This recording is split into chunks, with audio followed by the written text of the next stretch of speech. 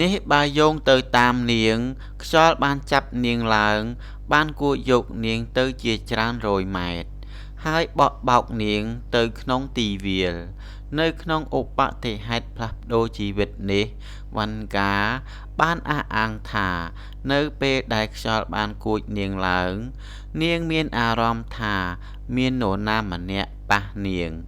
មុនពេលនាងបាត់បង់ស្មារតីមនុស្សដែលបានរកឃើញវណ្ណកានៅថ្ងៃនោះជាសាក្សីបញ្ជាក់ថាក្មេងស្រីរងគ្រោះភ័យតក់ស្លុតខ្លាំងហើយភ្នែករបស់នាងត្រូវបានប៉ះពាល់ខ្លាំងបំផុតវណ្ណកាមានការឈឺចាប់យ៉ាងខ្លាំងរបួសរបស់នាងគឺធ្ងន់ធ្ងរនិងត្រូវការព្យាបាលជាបន្ទាន់នីតិវិធីថ្លៃនិងថ្នាំពិសេសត្រូវបានគេតម្រូវឲ្យព្យាបាលនិងព្យាបាលភ្នែករបស់នាងឲ្យជាសះស្បើយទោះយ៉ាងណាក៏ដោយពិចារណាពីការលំបាកផ្នែកហិរញ្ញវត្ថុដែលគ្រួសារកំពុងប្រឈមមុខវណ្ណកាអាចទទួលបានការវះកាត់តែមួយផ្នែកប៉ុណ្ណោះដែលព្យាបាលរបួសរបស់នាងប៉ុន្តែបានធ្វើឲ្យភ្នែករបស់នាងមើលមិនឃើញនាងបានរស់នៅជាមួយគ្រួសាររបស់នាង2-3ឆ្នាំបន្តទៀតនៅឆ្នាំ1925វណ្ណកាត្រូវបានបញ្ជូនទៅទីក្រុងមួយដែលមានឈ្មោះថាហ្សឺមដែលជាកន្លែងដែលនាងបានចូលសាលាសម្រាប់មនុស្សពិការភ្នែកសម្រាប់3ឆ្នាំខាងមុខហើយមិនសូវបានដឹងអំពីជីវិតសិក្សារបស់នាងទេទោះយ៉ាងណាក៏ដោយវាត្រូវបានគេដឹងថានាងត្រូវបានគេបង្រៀនការងារផ្ទះមូលដ្ឋានដូចជាធ្វើម្ហូបការសម្អាតនិងដេរប៉ាក់នាងក៏ត្រូវបានបង្រៀនឲ្យលេងព្យ៉ាណូផងដែរហើយអានអក្សរស្ទាបនាងប្រហែលជាចំណាយពេល 2-3 ឆ្នាំទៀតនៅទីនេះប្រសិនបើមិនមែនសម្រាប់ការស្លាប់របស់ម្ដាយចុងរបស់នាងឪពុករបស់នាងបានហៅក្មេងស្រីនោះមកមើលការខុសត្រូវសម្រាប់ផ្ទះនិងថែទាំប្អូនស្រីរបស់នាងកន្លែងកំណើតរបស់បាវង្កាការត្រឡប់ទៅភូមិកំណើតរបស់នាងវិញវណ្ណកាបានភ្ជាប់ទំនាក់ទំនងជាមួយមិត្តចាស់របស់នាងឡើងវិញហើយរវាងចំអិនអាហារការសម្អាតនិងកិច្ចការផ្ទះផ្សេងទៀតវណ្ណកាក៏បានរកពេលវេលាដើម្បីធ្វើការព្យាករណ៍សម្រាប់មិត្តភក្តិរបស់នាងវាបានចាប់ផ្ដើមជារឿងកំប្លែងមួយទោះយ៉ាងណាក៏ដោយដោយដែលការព្យាករណ៍កាន់តែច្រើនបានកន្លងផុតទៅវណ្ណកាដឹងអំពីអំណាចពិតរបស់នាងបានជួបរឿងមិនធម្មតារួចទៅហើយក្នុងសុបិនរបស់នាងអាចឮសំឡេងដឹងរឿងហើយថែមទាំងនិយាយជាមួយអ្នកស្លាប់និងរុក្ខជាតិទៀតផងក្រោយមកនាងបានព្យាករណ៍ព្រឹត្តិការណ៍ដែលនឹងក្លាយជាការពិតកិត្តិនាមរបស់នាងជាប្រាជ្ញាញាណមកពីការទស្សន៍ទាយជោគវាសនារបស់ក្មេងស្រីតាមទំនៀមទម្លាប់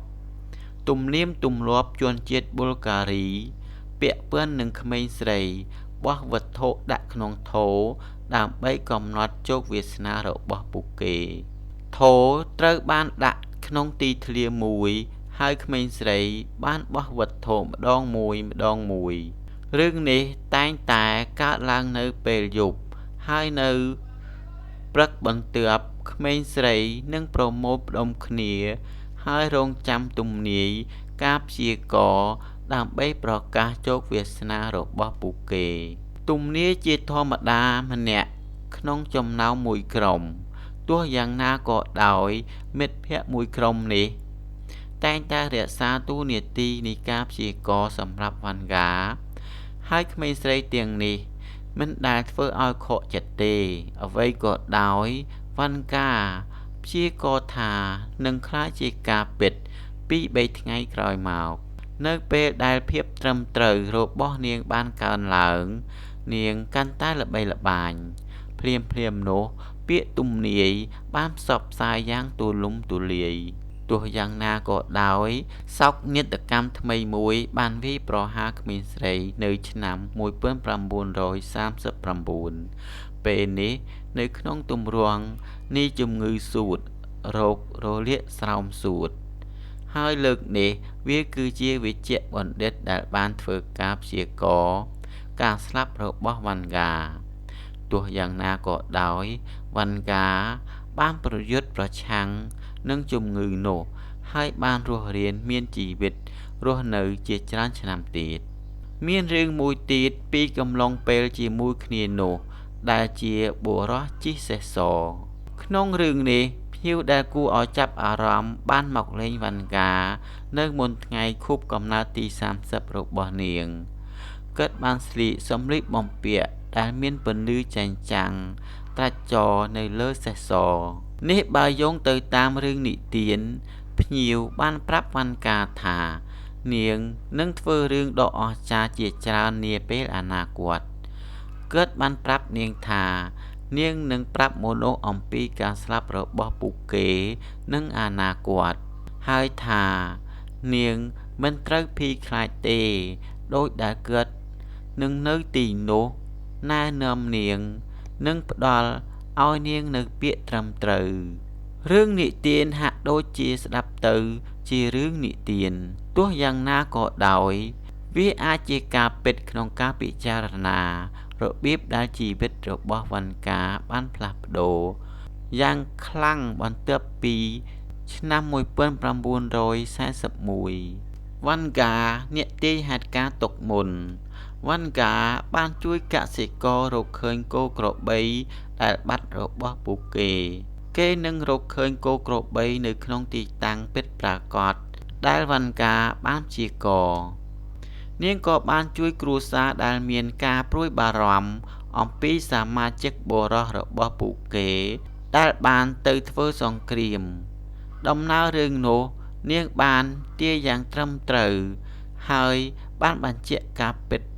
មិនថាវាលំបាកឬខូចចិត្តប៉ុណ្ណាទេនាងបានទាយទុកមុនថាតើពួកគេនឹងវិលមកវិញឬយ៉ាងណានៅពេលដែលគេឈ្មោះរបស់នាងកាន់តែល្បីមនុស្សកាន់តែច្រើនឡើងចាប់ផ្ដើមចូលទៅជិតនាងសម្រាប់សមត្ថភាពទស្សន៍ទាយរបស់នាងវ៉ាន់ហ្គាមិនត្រឹមតែជួយមនុស្សជាមួយនឹងការទស្សន៍ទាយរបស់នាងប៉ុណ្ណោះទេប៉ុន្តែជាមួយនឹងសមត្ថភាពព្យាបាលរបស់នាងផងដែរឱសថរបស់នាងជាទូទៅផ្សំឡើងពីឱសថរុក្ខជាតិភ្លាមនោះសារនៃប្រទេសប៊ុលហ្គារីបូរីសទី3សិក្សាពីគ្រូទាយពិការភ្នែកជាមួយនឹងសមត្ថភាពផ្លូវចិត្តគាត់បានមកលេងនាងនៅឆ្នាំ1942ហើយចង់ដឹងអំពីទីបញ្ចប់របស់គាត់នឹងដឹងមកថានាងបានទាយយ៉ាងពិតប្រាកដនៅក្នុងភាពជាក់លាក់ដ៏អស្ចារ្យបន្ទាប់ពីនេះគេឈ្មោះរបស់នាងបានឡើងដល់កំពូលភ្នំហើយគ្រូទាយមានភ្ញៀវមកទស្សន៍ទាយជារៀងរាល់ថ្ងៃនៅឆ្នាំ1942វ៉ាន់ហ្គាបានរៀបការជាមួយទាហានប៊ុលហ្គារីម្នាក់ឈ្មោះថាឌីមីតាកូស្តឺរ៉ូហើយបានផ្លាស់ទៅភូមិមួយនៅជិតប៉ាទ្រិចបន្តិចក្រោយមកនាងបានអនុវត្តការទស្សន៍ទាយសូម្បីតែនៅប៉ាទ្រិចហើយគេឈ្មោះរបស់នាងមិនដែលកន្លងផុតទៅឡើយទោះយ៉ាងណាក៏ដោយជីវិតផ្ទាល់ខ្លួនរបស់នាងមិនដែលបំពេញចិត្តនាងនោះទេដំបូងស្វាមីរបស់នាងត្រូវបានជ្រើសរើសឲ្យចូលបម្រើក្នុងជួរកងទ័ពប៊ុលហ្គារីហើយត្រូវចាកចេញក្រោយមកគាត់បានក្លាយជាអ្នកញៀនស្រាហើយបានបាត់បង់ជីវិតនៅឆ្នាំ1962បាវ៉ាន់ហ្គាក៏បានទស្សន៍ទាយទីបញ្ចប់របស់នាងមួយខែមុន